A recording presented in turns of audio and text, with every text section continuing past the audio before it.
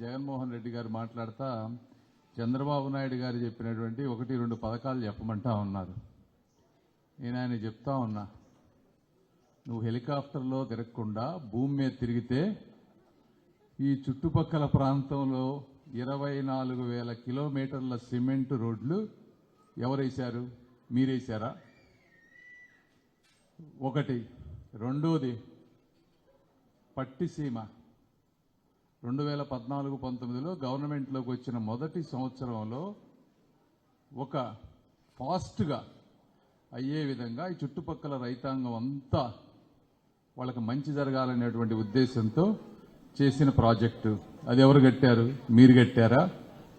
లేకపోతే మీ నోటిపారుదల శాఖ మంత్రి అంబటి రాంబాబు కట్టాడా? ఎవరు కట్టారు? కాబట్టి అంటే ఎంత రాక్షస వికృత రాజకీయం అంటే మీరు చూస్తూ ఉంటే ఇప్పుడు సిద్ధం బస్సులని మొత్తం ఆయన తిరిగే సభకి బస్సులన్నీ తీసుకెళ్లిపోతున్నారు. కామన్ మ్యాను లేదా వీళ్ళకి అసలు బస్సులే లేవు. ఈ రోజున మండు టెండలు, వాళ్ళందరూ పాపం బస్సులు లేక ఇబ్బంది పడేటువంటి పరిస్థితి.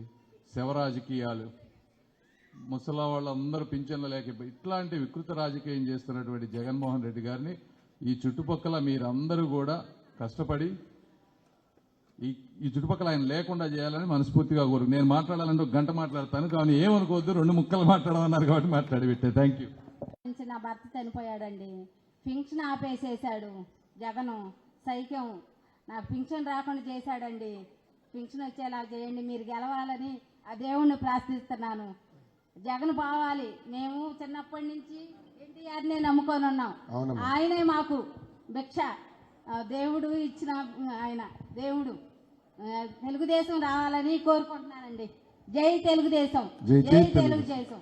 జగన్ ఒక అద్భుతమైన కటింగ్ ఫిట్టింగ్ మాస్టర్. దాన్ని అన్నగారు సంక్షేమ కార్యక్రమాల గురించి మాట్లాడారు కదా, మీకు చెప్పా ఆయనకి 2 బటన్లు ఉంటాయని.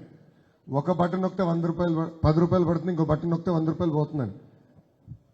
అట్లా కరెంటు ఛార్జీలు పెట్టి పెన్షన్ ఎత్తేస్తారు. వాళ్ళే కరెంట్ ఛార్జీలు పెంచుతారు, మీరు కరెంటు బిల్లు బాగా కడుతున్నారని పెన్షన్ చేస్తారు. ఇంకా కటింగ్ మాస్టర్ అనే కదా, అన్న క్యాంటీన్ కట్, పండగలకు ఇచ్చే కానుక కట్, పెళ్లి కానుక cut, school fee reimbursement cut, విదేశీ విద్య cut, best available school cut, ఇట్లా 100 సంక్షేమ కార్యక్రమాలు రద్దు చేసిన ఏకైక ముఖ్యమంత్రి జగన్మోహన్ రెడ్డి గారు. మనం చేసిన సంక్షేమ కార్యక్రమాలు, పెద్దలు చంద్రశేఖర్ గారు చెప్పినట్లు మనం చేసిన సంక్షేమ కార్యక్రమాల గురించి చర్చించాలంటే ఒక రోజంతా పడుతుంది. ఆ చర్చకు మేము సిద్ధం. జగన్మోహన్ రెడ్డి గారు సిద్ధమని అడుగుతున్నారు. ఆయన వచ్చి చర్చించాలి. ఏదో పప్పు బెల్లాలు జల్లేసి ఏదో నేను పొడిసేసాను అంటున్నాడు. ఉద్యోగాలు ఏమైంది? డిఎస్సి ఏమైంది? అన్న క్యాంటీన్ ఏమైంది? చంద్రన్న బీమా ఏమైంది? స్కూల్ ఫీ రీంబర్స్మెంట్ ఏమైంది? ఏం మాట్లాడు. కానీ వాళ్ళ దగ్గర ఒకటి నేర్చుకోవాలి. నిజంగానే ఆ విషయంలో అభినందిస్తామని. అబద్ధాలు ఎంత బాగా చెప్తారమ్మా. సొంత బాబాయిని లేపేసి శవాన్ని పక్కన పెట్టుకుని బాబు గారిని తిట్టాడు. వివేకం సినిమా చూసారండి? ఇక్కడ ఎవరన్నా చూడాలండి. అసలు నిజంగానే నాకు ఎవరు చెప్పారు, లింక్ పంపిస్తే నేనే చూశాను. అసలు ముఖ్యమంత్రికి ఇలాంటి ఆలోచనలు ఉన్నాయా? ఒక ఎంపీ సీటు కోసం సొంత బాబాయినే లేపేస్తాడా?